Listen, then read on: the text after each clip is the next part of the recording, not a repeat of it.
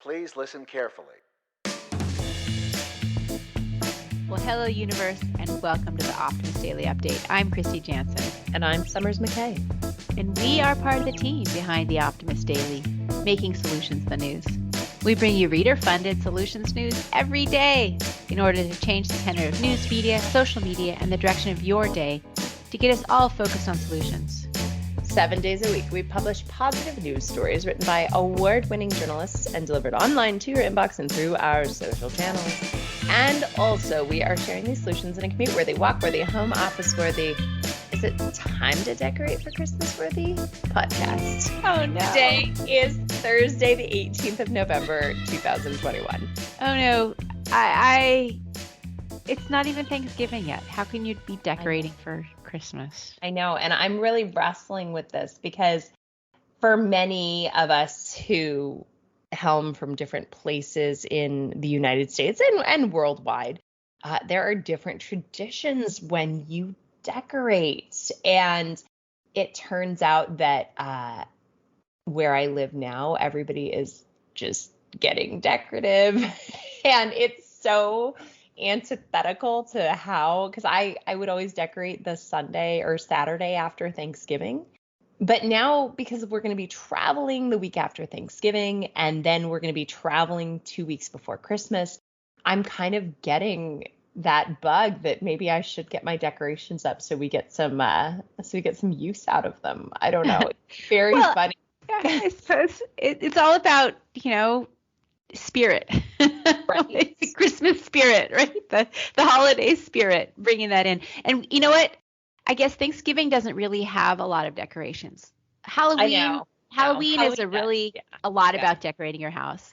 Thanksgiving is more about the inside and about the food you're making, right, than it is about the lights and the Santa sleds and the tree and all of the trimmings there. Well, and I think a big part of it is that perhaps some of the historical decorations one might put out for Thanksgiving are no longer appropriate, right? The whole Pilgrims and Native Americans sort of handing each other cornucopias in sort of loving gatherings was, that Algae was a bit undressed. Okay. I never ever saw anybody decorate for Thanksgiving, but maybe that is a thing. Yeah. Oh, that's funny. So yeah, growing up, that was a very, very common way of people decorating. And then as over time, I've seen it transition into just like turkeys everywhere with tons of pumpkins. But how many turkey decorations do you want to have? So I don't know. I am leaning towards starting. I'm going to be decorating today. We are doing outside lights at our house. We will have the outside lights, and those outside lights I will probably have on until sort of mid-January. So I love outside lights. Yeah. I like white Christmas lights. Yes. I think those are year-round solutions. Yes. So anyway, if you guys have already decorated or you have not yet decorated, weigh in on the conversation, throw us a message at the Optimist Daily, either on social or, here at editorial. Tell us when you decorate. Because guess what? Inquiring minds want to know when optimists decorate for the holiday season, whatever holidays they might. And, the truth is Diwali was 2 weeks ago, right? So the holiday season has been, the global holiday season has been well underway. It's a holiday somewhere every day. That's very profound of you, Kristy. It's a holiday somewhere every day, and there's something you can do with seaweed every day as well. There? You're up, lady. Well, I loved the stories from today, particularly because there's at least 3 of them that are talking about seaweed and algae, water-grown plants. I'm really into aquaponics right now because my little herb garden is just going crazy in my inside garden. But we have a couple of headlines. I'll read 2 of them and I'll just talk about it in general. But one reads, "This brand offers natural and sustainable textile dyes made of seaweed." And the second article reads, "Researchers push microalgae as the food source of the future." So anyway, both stories are talking about how useful sea plants are, because both algae and seaweed grow in water. There's been a lot of buzz around seaweed as a sustainable material, It doesn't take up agricultural land. It doesn't need fresh water. It doesn't require chemicals to grow. And on top of that, it produces oxygen and absorbs carbon dioxide. So it's a tremendous carbon sink. But it's also useful because seaweed it produces really great products, including dyes. And so there's a group in the Netherlands, actually a Dutch design group, and a brand called Zeefire, which uses natural dyes made exclusively out of seaweed. And so this is a cool company that's doing this, trying to bring an alternative to chemical heavy artificial colorants that are very prevalent in the fashion industry and more sustainable use. So go read that article. And the other one that I am focusing on is about microalgae as a food source. Now that we're having so many people on this planet and fresh water is getting scarce, land that is great for agriculture is scarce. So food security issues are really something that's on everybody's mind.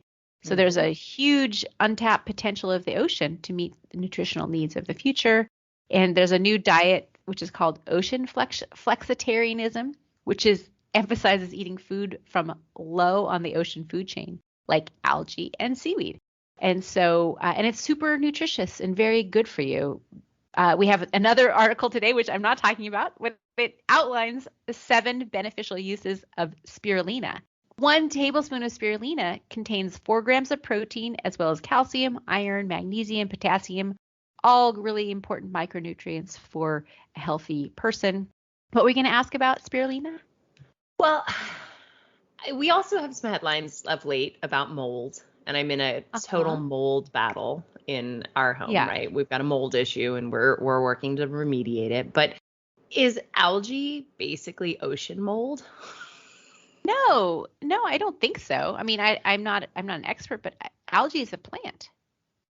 But isn't mold?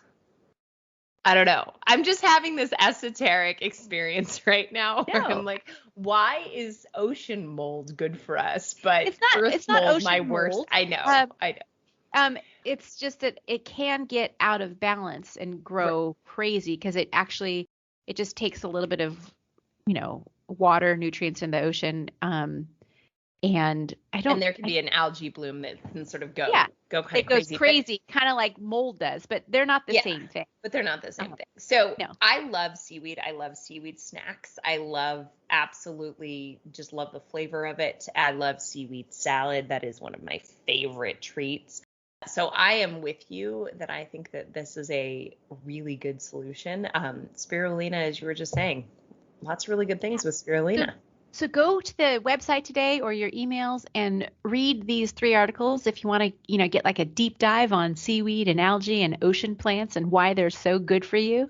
So that's my little plug for the optimistdaily.com today. I love it. So just like dive into the deliciousness of the ocean. And all the benefits. We talk about marine grains. We talk about seaweed supplemented cow feed. Those are other articles that you can link to from this one.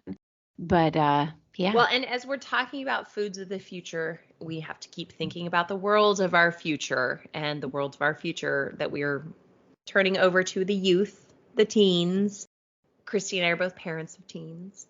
And I recently had a very interesting conversation with our oldest daughter about the Model UN challenge that they are currently working with at her school. So the challenge was basically rising sea levels. Everybody, if you know how the Model UN works, there is a proposed issue.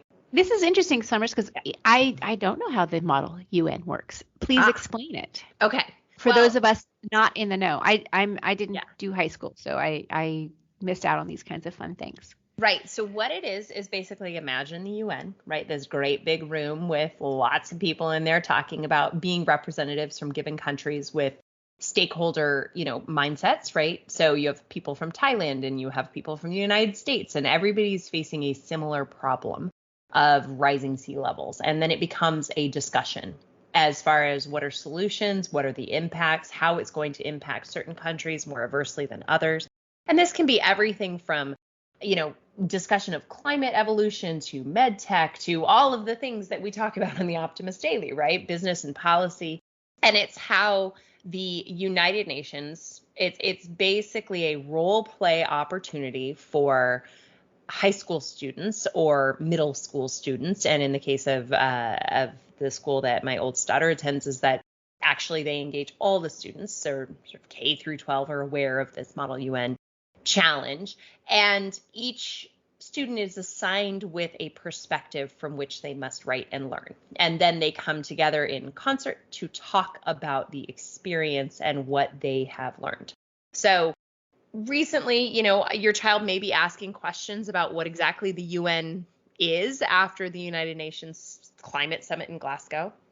And Model UN programs in schools are a perfect place for young adults to get their feet wet in the global arena.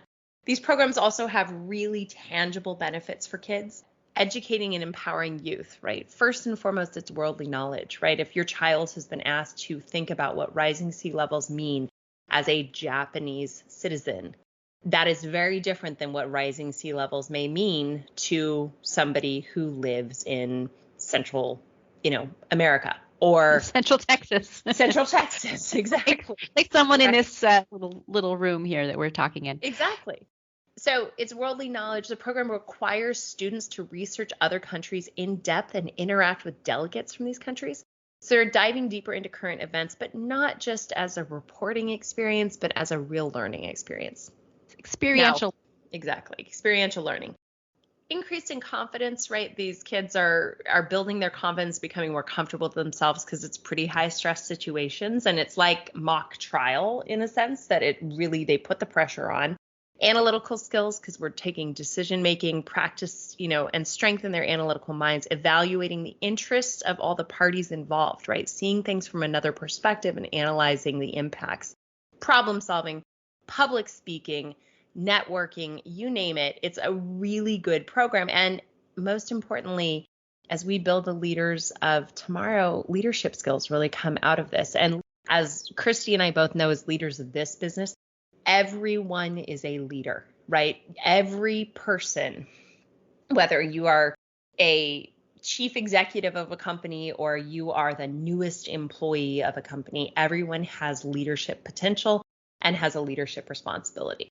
And so teaching kids leadership early on through these various perspectives is really, really powerful. So I'm excited that our editors found this story because I was talking about Model UN and they seem to agree that this is a good thing to talk about. Did you ever read the headline of this particular story, Summers? Maybe not. I think I think I jumped right into it, but you didn't actually read the headline. Let's do it. Sign your kid up. Okay, so the headline reads 7 reasons to sign your teen up for Model UN, which is funny because now we have 7 benefits of spirulina, 7 reasons to sign your teen up for Model UN. Yesterday, like the murmurations of the birds was because of the power of 7, yes. Compounding power of 7. So we're just like really in a 7 vibe around here at the Optimist Daily. So anyway, if your child has participated in Model UN and you have been inspired by it, please share your stories on social with us at the Optimist Daily. We're going to be posting, this podcast through our social media channels, and we'd love to hear what your experiences are educating and empowering your teens, or just eating algae. That's important too. Kristy, what else do we have on today's Optimist Daily? Some other stories today on the Optimist Daily. Sesame Street introduces G Young, its first ever Asian American Muppet. Researchers develop promising new approach to Alzheimer's treatment. A story about how the brain ages with Down syndrome. And scientists record second person ever to eliminate HIV naturally. What else? I read about that yesterday. I saw the story in the editorial queue, and that is so exciting.